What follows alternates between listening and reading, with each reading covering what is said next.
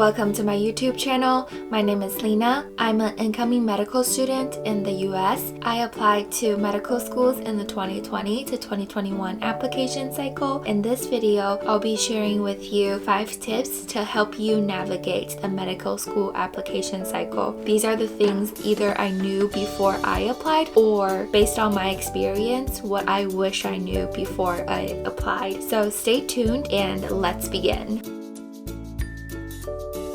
So for the very first tip is to know what is actually on the application. So you could start brainstorming ideas and also pre-write these parts of the application. For the AMCAS application, AMCAS stands for American Medical Colleges application system. For the USMD programs, this includes the personal statement, coursework section, the activity section, as well as 3 significant experience section. Knowing all of this beforehand will help you start brainstorming what to put on the application. And if you have additional time, you could actually start writing an outline or thinking about your past experiences and organizing your activities, so it'll be easier when you actually start typing it into the application system. And also know the specifics. For example, for the activity section on the AMCAS application, you're only allowed to put 15 experiences. This includes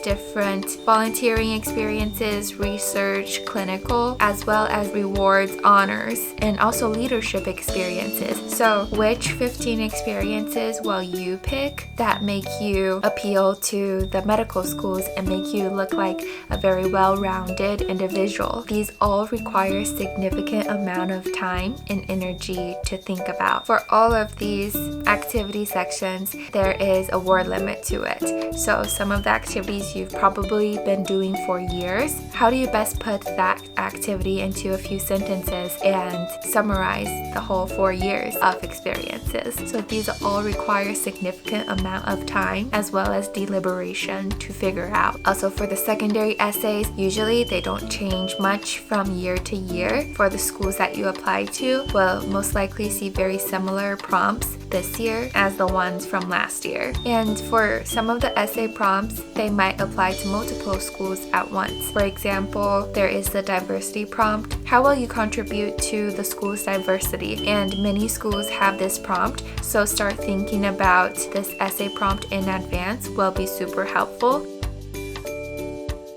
Second thing is, have people that you trust read over your essays. This includes the personal statement as well as activity section. For MD PhDs, there's also a separate essay.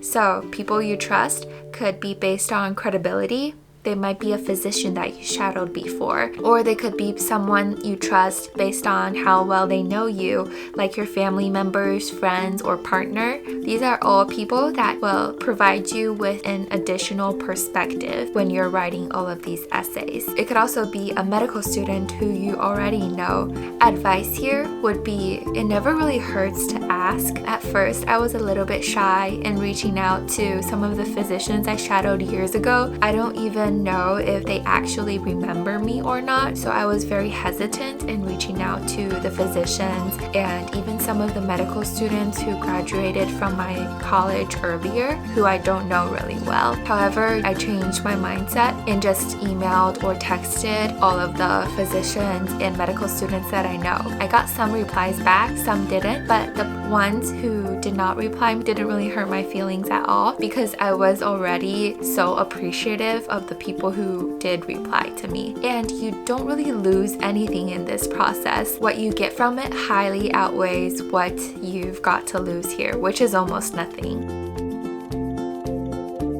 Third thing is to submit early. Why? Because most admissions for medical schools are on a rolling basis. That basically means first come, first serve. So the earlier you submit your primary, the earlier they'll send you secondaries, the higher chances that you will submit the secondary applications early for them to review. And if they like you, they invite you to an interview. Even if you don't do that well in the essays or in the interview, the medical schools will most likely give you a second chance later on in the application cycle and reconsider you. That is increased chances for you if you apply early.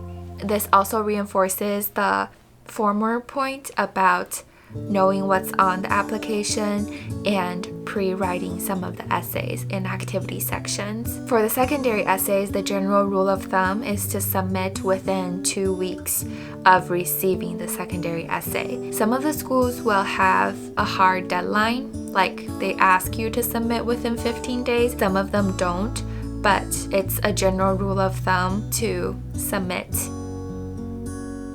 early.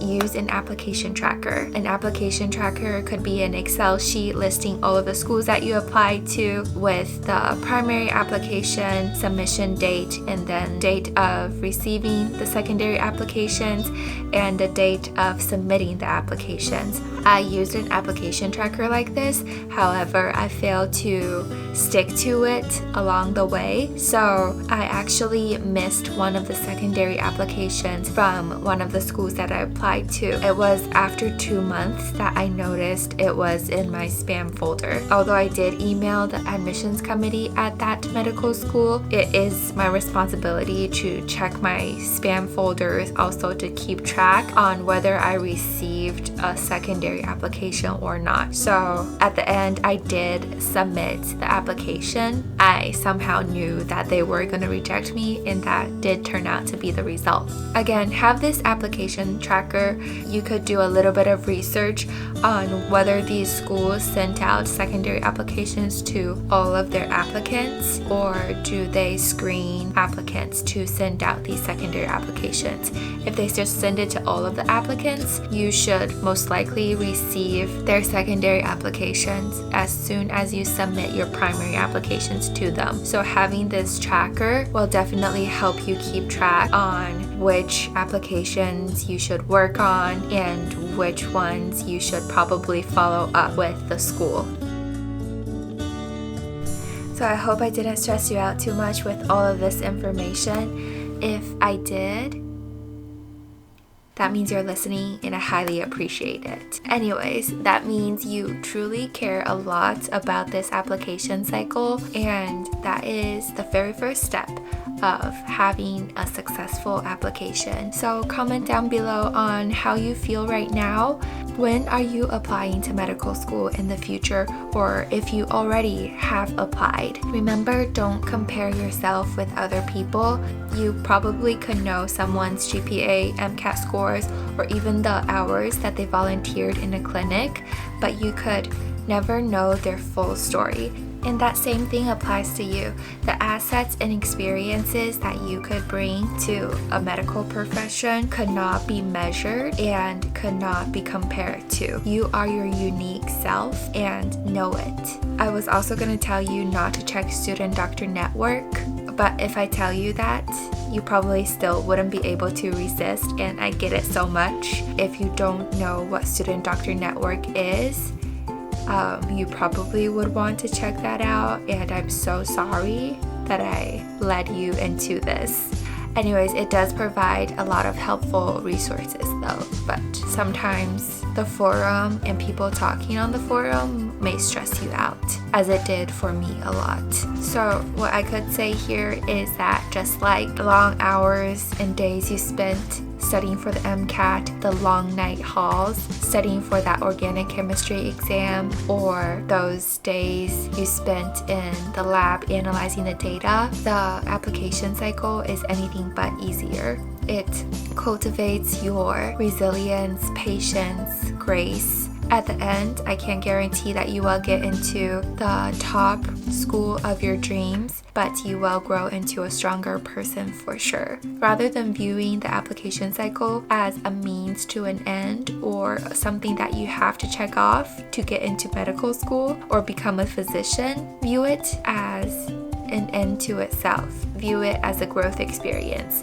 With this mindset will make you feel less stressful. You will get the most out of the application cycle and embrace whatever outcome you get from it. So that is it. Thank you so much for watching this video. Please give it a thumbs up if you enjoyed the content or find the tips helpful. Also subscribe if you would like to see more content as such. I will definitely see you next time.